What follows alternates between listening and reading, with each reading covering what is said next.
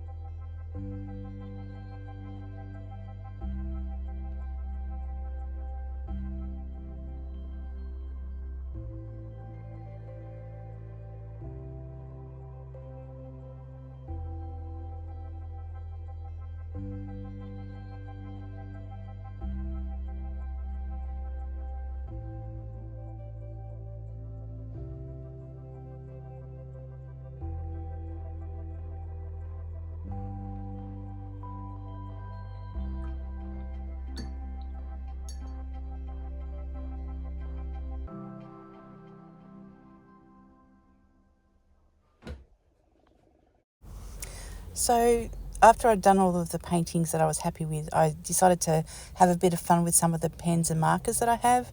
I did actually try with some of the cheaper gel pens, but they actually didn't come out very well on the black watercolour paper. So I guess that's really the difference when you've got artist quality, they've got higher pigment, and then more of the student hobby quality generally have less pigment. So while all of the pretty colours of the cheaper gel pens that I have are really good on some paper, on the black watercolour paper they really didn't work. So I really just relied on the Posca markers that I have.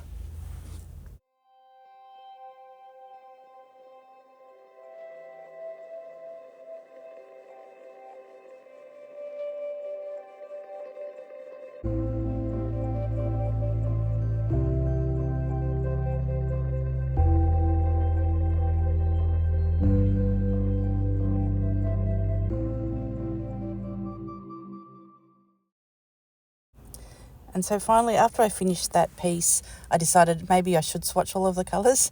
So here's me swatching the metallic, because I was really curious to see how the metallic colours come out on the black watercolour paper. And what I end up doing is I end up doing 2 coats.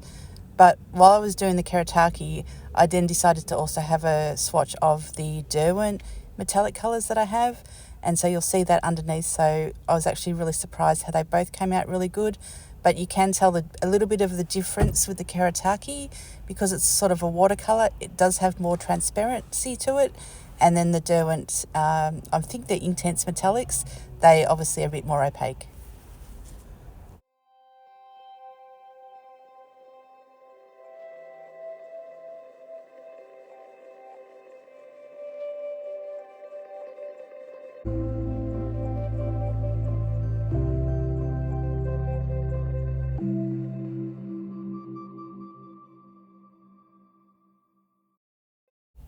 And this is the second round that I go over them, because some of my paint mixes with the water was a little bit all over the place. Some of the colours didn't come out as vibrant, so I did decide to go over with a second coat of all of them.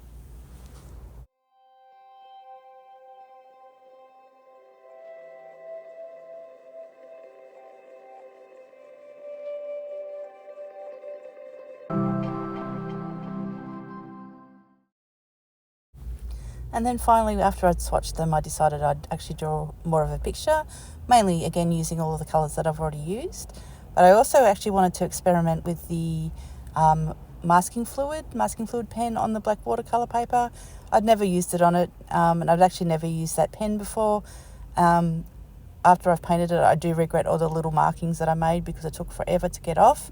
It probably won't look like it in this video because it's been obviously time-lapsed.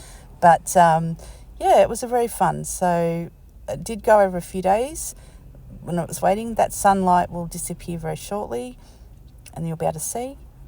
But again, this was just having a bit of fun with it. So enjoy.